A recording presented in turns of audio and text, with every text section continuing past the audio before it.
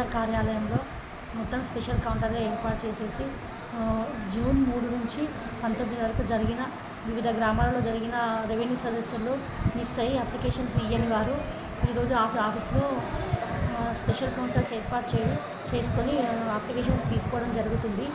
మొత్తం మనకి జూన్ 19 వరకు జరిగిన రెవెన్యూ సదస్సుల్లో 2140 అప్లికేషన్స్ రావడం జరిగింది. వాటిని నెక్స్ట్ సెగ్రిగేషన్ చేసేసుకుని వారికి అప్లికెంట్లకు దరఖాస్తులు ఇచ్చి నోటీసెస్ జారీ చేసేసి వాటిని సమస్యలను పరిష్కరించడం జరుగుతుంది.